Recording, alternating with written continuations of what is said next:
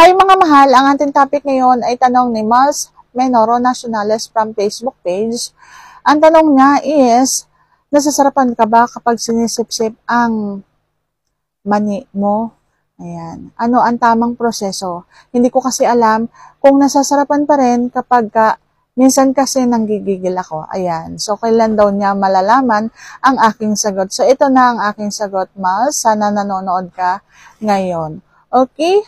Pero bago yan, kung bago ka pa lang sa akin channel, please consider to like this video and subscribe my channel. Ang sagot ko po is, siyempre masarap. Yun kasi yung pinaka-sensitibong parte. Ang tamang proseso lang kasi dyan guys, ang tamang pagsip-sip lang kasi sa mani is yung may paghagod ng dila, may pagsip-sip. Yung dadahan-dahan mo muna, sip-sip-sip-sip. At alam niyo ba, kapag halimbawa, kinakain ng isang babae ang inyong tea, yung parang may pagbaba at pagtaas na ganon sa ulo ng inyong mga tea, ganon din po ang gawin ninyo sa mani. Kahit maliit na buta lang yan. And medyo ibubukan nyo siya ng dalawang daliri ninyo para masipsip nyo yung loob doon. And huwag nyong gagamitan ng ngipin kasi masakit yon. So, ganon yung tamang proseso ng pagkain ng mani na masasarapan at siguradong mabilis malalabasan ng isang babae. Kasi guys, ganun yung nararamdaman ko kapag kinakain yung aking bulaklak. Yung sa part ng mani, mas masarap yung may paghagod ng dila at hindi puro dila.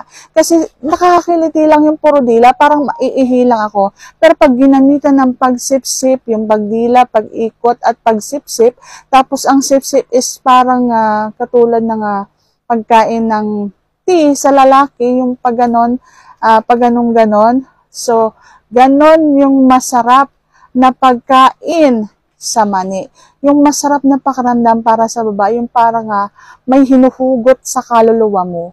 So, ganon yung nararamdaman ko. Sobrang makiliti at sigurado mabilis akong malalabasan sa ganong pagkain. So, kung ikaw gusto mong kumain ng mani, ganun lamang. Huwag mo rin kakalimutan siyempre yung mga labi ng bulaklak. So, mahagudan mo yan ng dila mo, pataas, and then sa mani na naman, and then may pagsipsip. At wag na wag gagamitan ng ngipin kasi masakit. And yung pagsipsip, wag sobrang sipsip. Huwag sobrang gigil guys, huwag niyong masyadong hihigupin kasi masakit din yon.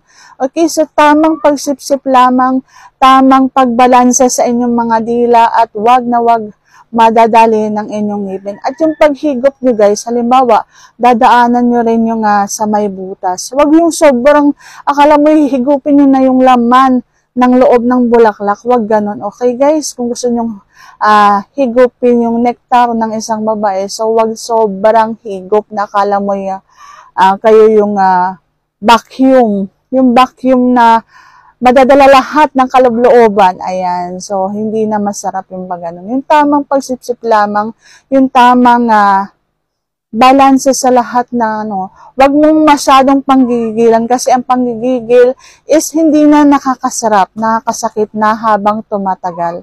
Okay? So, ganun lamang. Sobrang madaling praktisan ang bulaklak kasi sobrang nakakiliti yan. Lahat ng gagawin mo sa bulaklak, sobrang nakakiliti.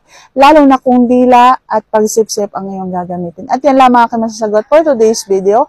Sana nagustuhan niyo ang aking sagot. And if you like this video, please consider to like this video and subscribe my channel. Thank you for watching. See you on my next vlog.